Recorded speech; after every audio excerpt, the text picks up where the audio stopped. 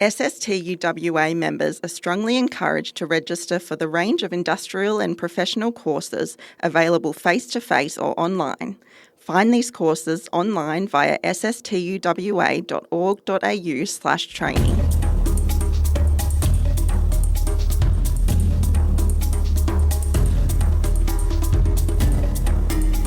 Hello and welcome to the first Western Teacher Live podcast for 2025.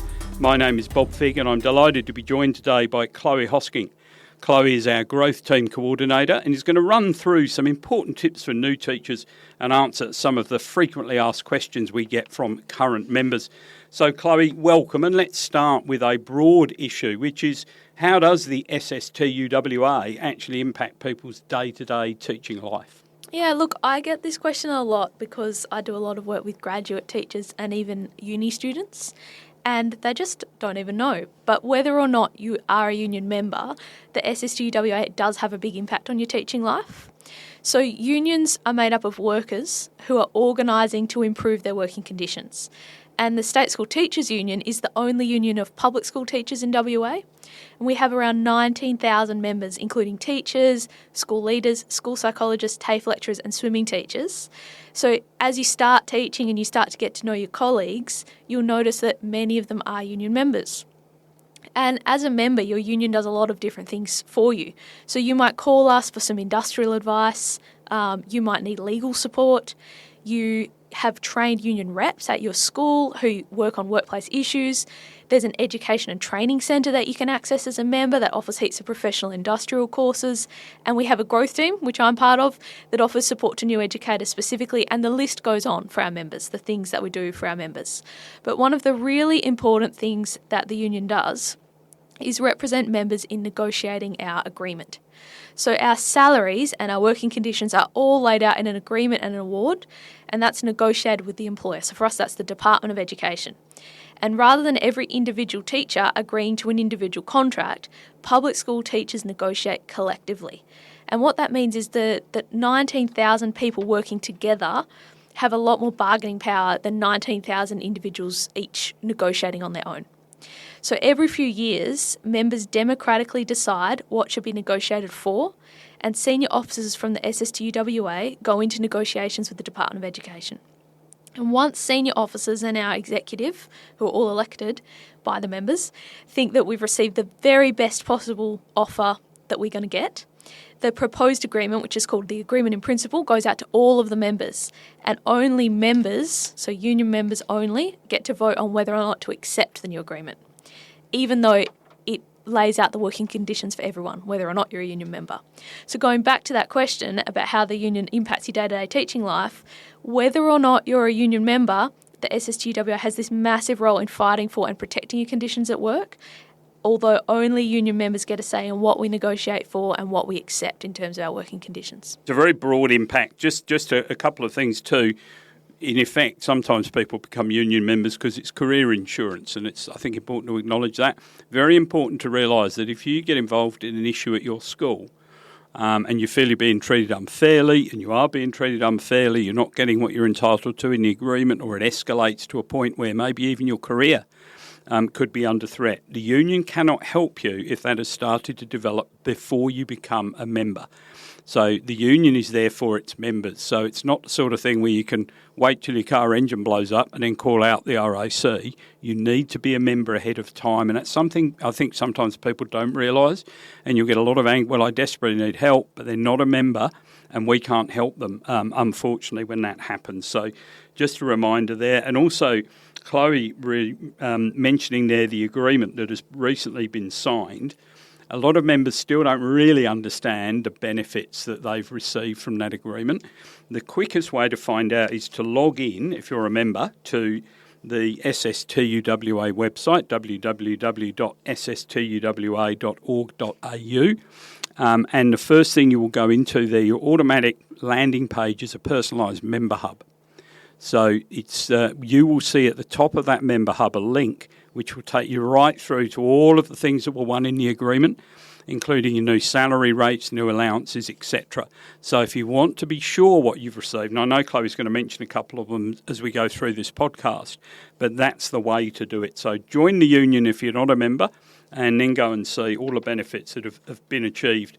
So, Chloe, let's move on to some of those direct questions that people have been asking over the years. And the first one here, and luckily someone's prepared an excellent written version of this, so I can sound like I know what I'm talking about. I've just graduated from university, and I'm starting on 0.8 FTE this year. I'm wondering how much I will be getting paid. Yes, I love these questions because often I get people come and chat to me and they go, oh, maybe I'll negotiate for more pay because I used to be, a doctor for 20 years before I became a teacher. But our collective agreement means we all start on the same pay and we progress through the same salary increments and we all work under the same conditions, theoretically. There are some exceptions in terms of pay for stuff like additional incentives to work remotely. But you can find out what you're going to get paid because the salary scales are part of our agreement. So again, you can jump on the website, log in, and you'll find that agreement there. We have recently negotiated a 12% pay rise over 3 years. So when you're reading that, you just need to make sure you're reading the correct column. On the 6th of December 2024, so last month, we all received the second of the 3 pay rises. So just make sure you're reading the 2024 column. When we talk about pay, there's a different pay scale for untrained teachers than trained teachers. And if you are a student or in that graduating kind of space, this might be relevant to you. So if you're working under your limited registration, that would mean you're working as an untrained teacher. And if you're looking for a salary increment, you need to read the level 1 salary scale. So if you're starting out with a contract directly with a school or if you're hired from the pre-service pool, you start out on the salary level 1.2. So you can look that up. And every single year of untrained teaching that you do, you go up 1 increment. So you go up to 1.3, 1.4 and so on. And a year of service can even be a part-time year contract. It doesn't have to be full-time. So a lot of our members are working while they're at university and they're working as untrained teachers. So this is really important. Once you graduate, you need to make sure you get your provisional registration and you want to apply for that super early, just slightly off topic because we know that it takes a while to come through, but you can't start getting paid as a trained teacher on the level 2 scale until you've got your provisional registration. So once you have that registration, you're on the level 2 scale, you start at level 2.1, unless you've got a master's degree, in which case you submit the 5-year trained form on Icon and you can start at level 2.2, which you should definitely do because it's a decent pay rise. And then after that, for everyone, you automatically got 1 increment per year, so 2.2, 2.3 and so on until you get to 2.9. And once you get there, you're at the top of the scale. And if you want to keep being a classroom teacher, you've got the option to become a senior teacher or apply to become a level 3 classroom teacher if you want to keep increasing your salary.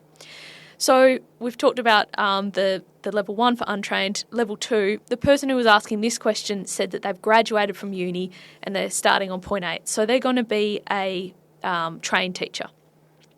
So they'll be starting on the level 2.1 salary scale, and we can look that up in the agreement, which is in part 16 of the agreement, and check that scale and see a level 2.1 teacher who's starting teaching this year will be paid $85,610 per year. There's some allowances on top of that, which we'll talk about later. But remember also, the person who asked this question isn't working full-time. They said they're working 0.8. So that means 4 days a week, or the equivalent of 4 days a week. So to find out their total annual income, what we do is we multiply 85,610 by 0.8 and we can see they're going to be earning 68,488 per year. So you can do that no matter what salary increment you're on or what FTE you're on, you can do that calculation. So if you are 0.4, you multiply whatever you would be earning full-time by 0.4 to get out your annual salary. And then a lot of the time when I talk to graduate teachers, they're actually really interested in what they're going to get to take home every fortnight. So what you can do is search up the ATO simple tax calculator, put in all of the fields, and that will give you after-tax take-home pay. Just make sure, for most of us, when we finish off, you'll graduate with a HECS debt, so make sure you tick that as well because some money will come out of your pay for your HECS debt as well as you first start teaching. I'm just delighted that all these sums were done by a maths teacher. Chloe. So, because I would have given very misleading advice. Just worth mentioning too, I think that if you're out in the regions now, there's been a switch in many areas, not in all, but in many areas to the higher district allowances. So there's a significant bump in pay for certain people in certain areas. And so it would be well worth just checking that out. Now, again, if you go, as I mentioned earlier, to our website, you go into a member hub. So that's, it's personalised as much as it can be for you. It will tell you where you are situated in which district. It will give you an idea who your organiser is. You can talk to your rep at the school. You can talk to a organiser based in with the SSTUWA, or you can ring Member Assist. That's what they're there for. So if you have any queries that we haven't, and obviously we won't answer all queries during one podcast, but you've got a lot of support on hand, and of course the new educator team as well, who are about to get into full flow back in the building as the new school year approaches, are always there to help as well. And that NEN Facebook group, Chloe, is well worth joining, because a lot of these questions can be asked and almost community-sourced replies, but they're all checked, and we make sure that you make sure that the answers are accurate on that group. Yes, so New Educator Network WA on Facebook. It's a private group as well, so you can join and not be worried that, someone else is looking at what you're asking. That's absolutely right, and they're all fellow members. There is a process they have to go through to get accepted into the group, so you needn't worry about people looking over your shoulder. So I'm going back to being a teacher, which is a terrifying prospect. My own teachers would tell you that. But Chloe, I've just seen my timetable for the year, and it looks like an awful lot. Are all teachers this busy? So this is such a good question, because our grads ask it all the time. Everyone gets their timetable and goes, oh my goodness. And look, the answer is probably yes. All teachers are very, very busy. But you can check to make sure that you've got the right amount of teaching time on your timetable and you're not doing more than you have to do. So since the start of the 2021 school year, no teacher in a West Australian public school is required to teach more than 21 hours and 20 minutes per week. So that includes the time you teach your form class in the morning, or your pastoral care group, or whatever they call it at your particular school. The only exception in terms of face-to-face, it doesn't include the time that you're on duty. So this does include all of your classroom teaching. So what you need to do is to have a look at that timetable and add up all of the minutes of face-to-face teaching that you've got there, and make sure that it is equal to 21 hours and 20 minutes. It's rare, but sometimes our schools do make errors and people are overload, and that's definitely a no-go.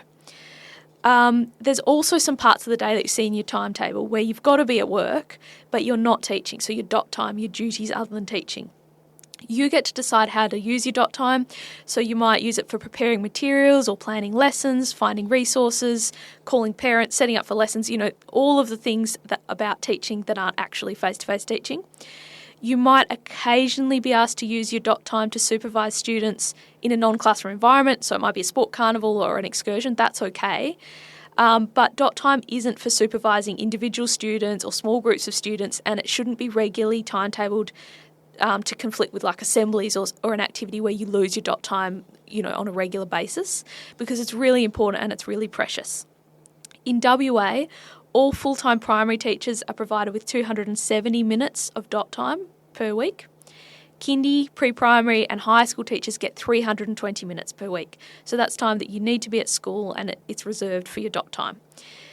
Look, our first year graduates get a little bit of extra. We'll come back to that soon. But it is important to check and make sure you're getting your full allocation of dot time as well as your face-to-face teaching time. The other thing about dot time is you might be asked to do internal relief in your dot time. It is a weekly entitlement, so if you don't receive it, you should get paid an internal relief rate to compensate you.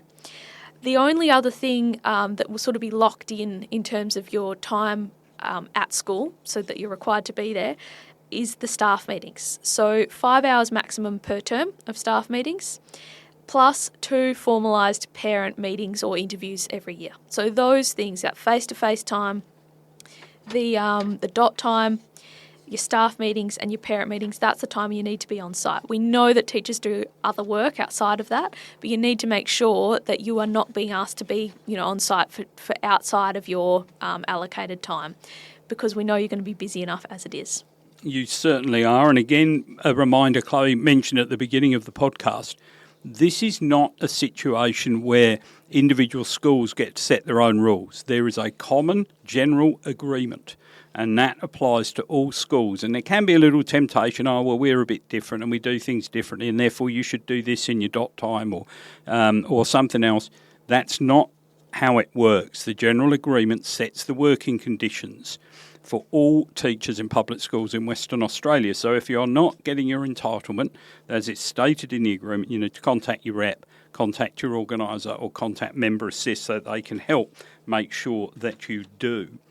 I have another excellent question which I've thought over my many years of teaching. Of course, for those who don't realise already, Chloe wrote all of those FAQs and they're actually based on actual questions that we've had. But I have 38 students in my Year 9 class. They are even carrying in their own desks and chairs. They have enough furniture. Is this allowed? Yeah, so Bob, this is unfortunately a real question that I have had. It's not allowed. There's maximum class sizes. So I'm going to read to you the maximum class sizes, and I'll test you later, Bob, and make sure that you can rattle them off. So kindy teachers. I'll fail. 20 kids. Pre-primary teachers, 25 or 27, depending whether you're working in a purpose-built centre or not.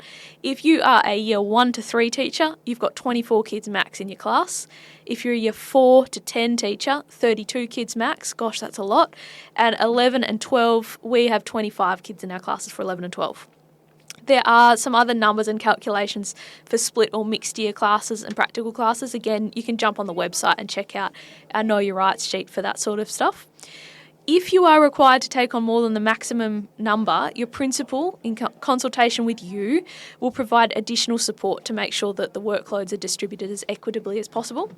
And that support will take into account the notional class size, the proportion of students in the classroom who are on an individual plan, the number of individual plans, and the degree of student needs. But the bottom line with this is, and again, we're really targeting this stuff at graduate teachers because these are the people that I talk to day in, day out who are doing this for the first time, and you're just thinking, is this normal or not? Often the answer is not. If you're not sure about your class sizes, it's really, really important to speak to your rep or call Member Assist, so their number is 92106060. Do that as soon as possible. Don't wait. You need to get this sorted out before it becomes a major issue. You certainly do. And again, let's emphasise these are real questions from real graduate teachers who've encountered these situations. So you will come across anomalies. You'll come across, most of them are created by accident or by massive work pressure on the school leaders. So they're not looking to make your life difficult deliberately, but nevertheless, no matter what the circumstances, there are rules within the agreement to follow. So you will get support and assistance as a member of the union to address these sorts of issues. Chloe, I'm a graduate teacher and I'm learning how to do everything for the first time. I'm feeling overworked and overwhelmed. Is there anything that can help me?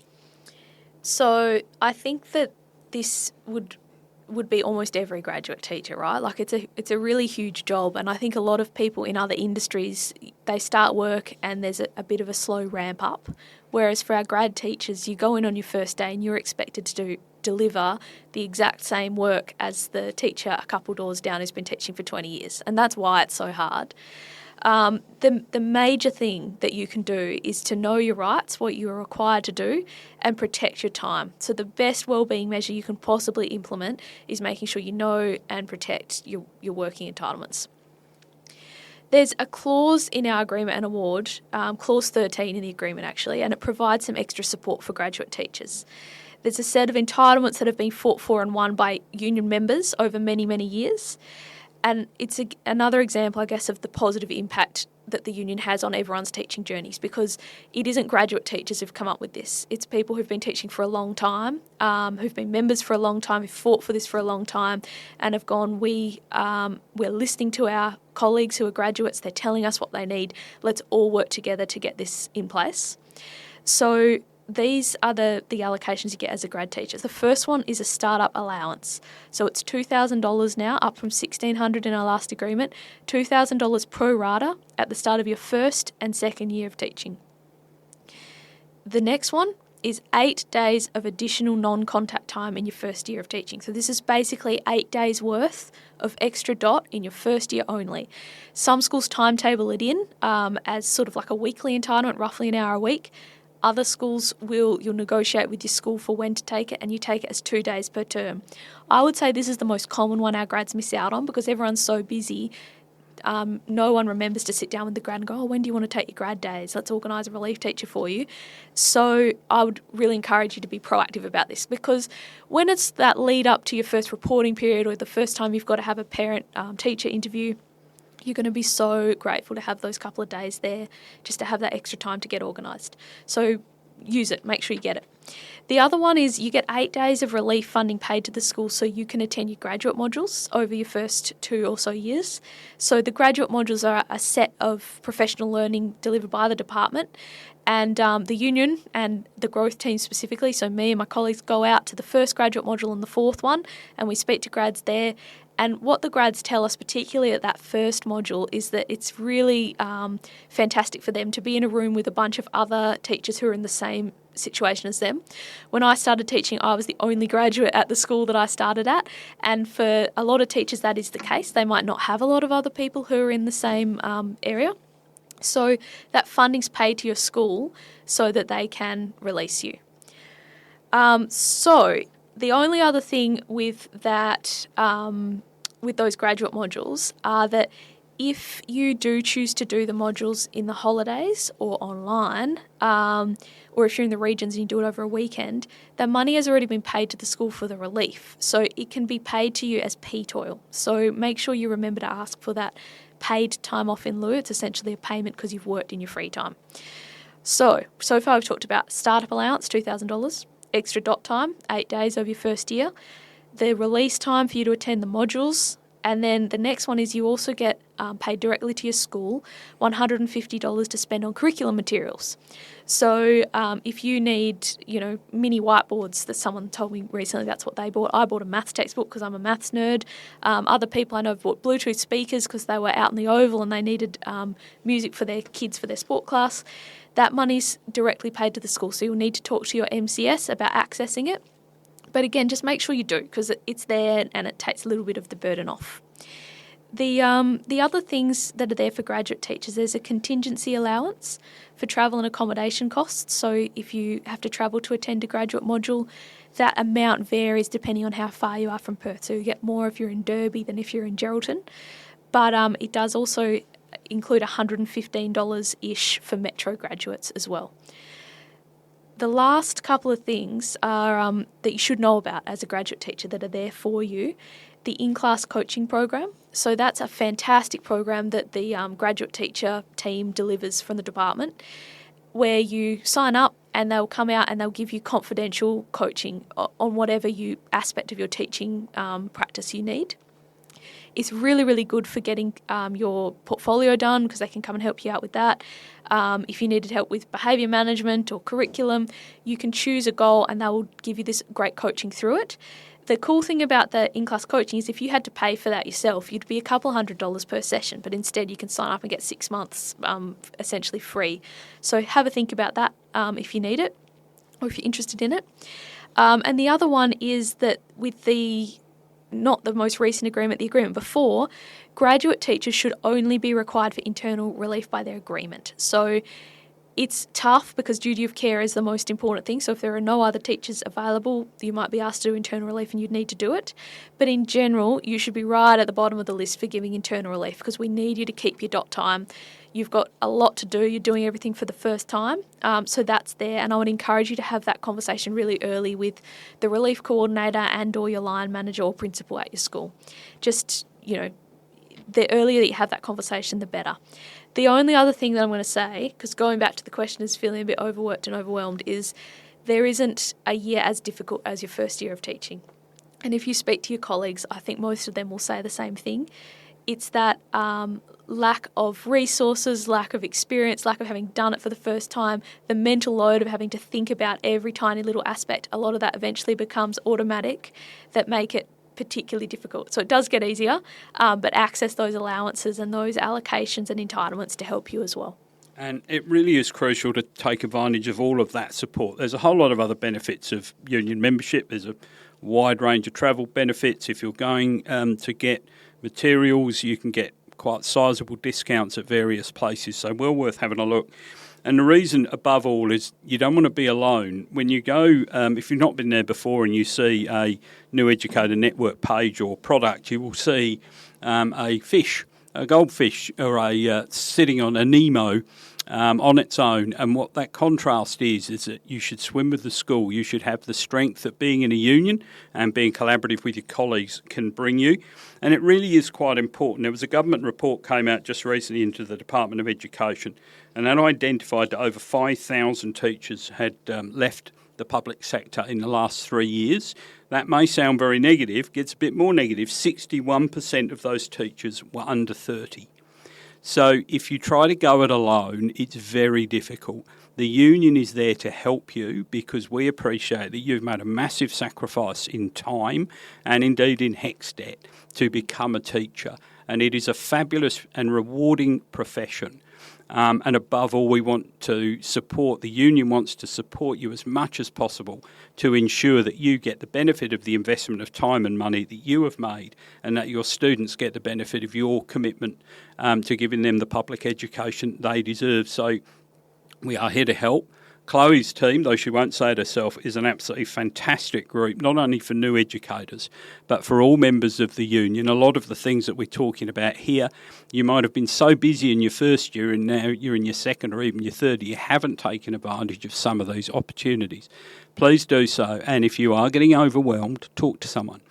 Don't deal with it on your own. Talk to your rep, talk to your organiser, call Member Assist. There are people who can help you deal with difficult conversations within your school or talk to you about solutions to your problems. Chloe, there are some basic ideas too that maybe people could be doing in their first week. Yeah, so look, these are, I'm sure you're getting lots of advice about professionally what you need to do for setting up your classroom and routines and so on. I will just say in terms of being a union member, we need you to update your details. We need to know what school you're at, what job you're doing, because you've got to have your details up to date in order to be a union member and to be fully covered. So you can just jump on the website, log in, and there's a little yellow button that says update my details. Please do it. You wouldn't believe how many school visits I go on and check people's details, and they are very well out of date. So if you've changed position or address or FTE or anything like that, just do a little update. The other thing is, as Bob was saying earlier, we've got the New Educator Network on Facebook. I'd really encourage you to join, even if you're not much of a Facebook user, just because it's kind of a hub where you can log in, have a look at a lot of information, events, anything that's coming up will go through there first. So definitely jump on New Educator Network WA. And the other thing is we've picked out a few questions today that are really common for graduate teachers. But if you've got some more graduate-specific questions, email them through to us at neweducator@sstuwa.org.au, and I'll get back to you by email. And who knows, you might end up in a podcast one day, de-identified, of course. That's a really good piece of advice. As we say, don't struggle alone. Ask those questions, and we'll be delighted to help you. And that number again for Member Assist is 9210 6060. They are experts in their field, and they will direct you to get the assistance and the help that you need. So thank you very much for joining us on Western Teacher Live, the first podcast of 2025. We hope these tips have answered some of your own questions by answering those FAQs, and a reminder to seek help when you need it and have a fantastic teaching career. You've made a wonderful career choice. There will be times when it seems overwhelming, but you will get through it with the help of your union. Thank you very much for joining us on Western Teacher Live. Are you aware of your SSTUWA member benefits? We've got you covered on a range of member benefits from entertainment to insurance and legal. Check out our benefits hub via sstuwa.org.au/benefits.